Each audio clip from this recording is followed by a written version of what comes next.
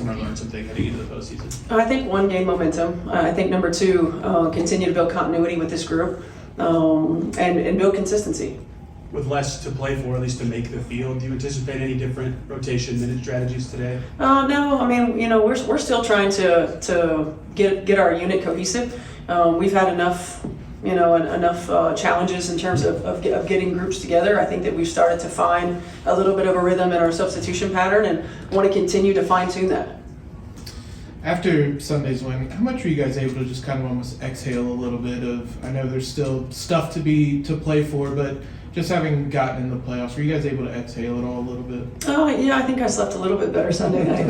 I think in a way, just knowing that everything that this group has been through, and the ways in which we've been challenged, and the number of setbacks that we've had, and the number of times that we've had to get back up. I think, it's a testament to this group and their resilience, which we talked about all year long. But to position ourselves to be in the hunt and then to finally get in, it certainly is a little bit of a relief. And you take that moment to enjoy it, and then it's about focusing on now what we have to do to make a run in the playoffs. Hey coach, Nafisa is out tonight, but if you had to pick the most impressive season between Aja and Nafisa, No, come on now. who had the most impact this season? I think it's really tough because especially when you've had players who have missed a lot of time with injury, I think that makes it really tough. Nafisa missed some time with injury, and then Asia and the Aces have kind of surged during that time. I think they both had incredible season. And AT, AT continues to have. Just when you think that she can't have more triple doubles or her numbers can't get more inflated, they do.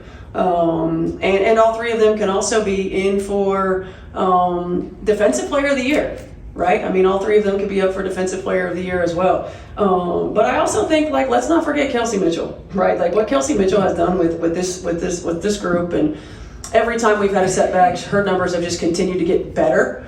When you think about a player that's been most valuable to their franchise throughout the course of a season, Kelsey Mitchell's name has to be in there as well.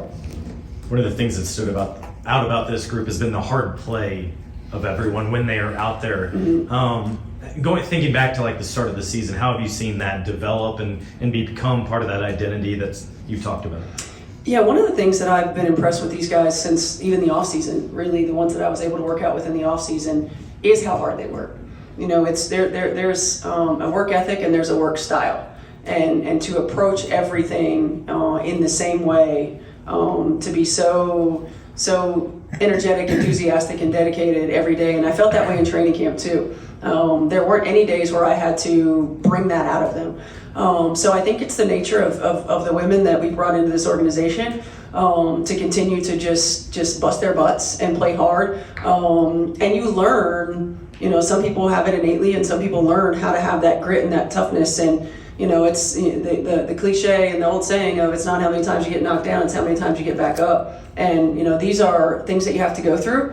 I often say there's no substitute for experience, and the experience that these guys have had to have to continue to reinvent, to have to continue to find different ways to get back up. And to play through some different struggles is not just paying us dividends this season, but as far as what it's doing for our culture, it's going to pay dividends for many years to come. Tonight marks the end of one chapter. Did it feel any different driving in, walking in, or at all, given what's at stake? No, the only thing that was different was I slept a little longer on Sunday night. I slept a little easier. I wasn't up quite as much. But no, not really. We still have a job to do. Tonight's an important one for us into competing to the standard that we want to be able to play at. Continue to working towards putting 40 minutes together, to continue to working towards our continuity and how we want to play heading into the playoffs.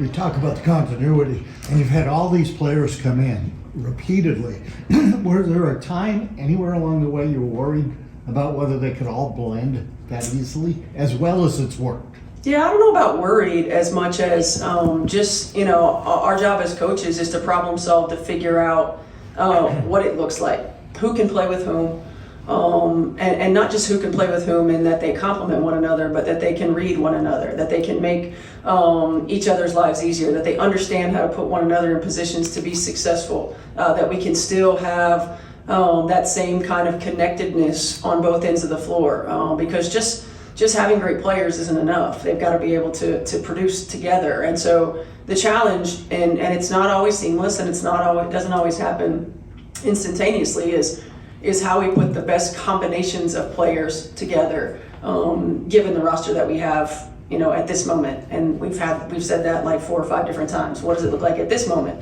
Then we get new pieces. What does it look like at this moment? And how do we continue to do that? Hey Coach, it is Fan Appreciation Night. Can we get just some appreciation to the fans, what they've been able to do, not only here in the building, but from the views, from the radio, just from walking down the street, what this fan base means to you? I mean, it's just Indiana basketball fans in general are the best fans in the world.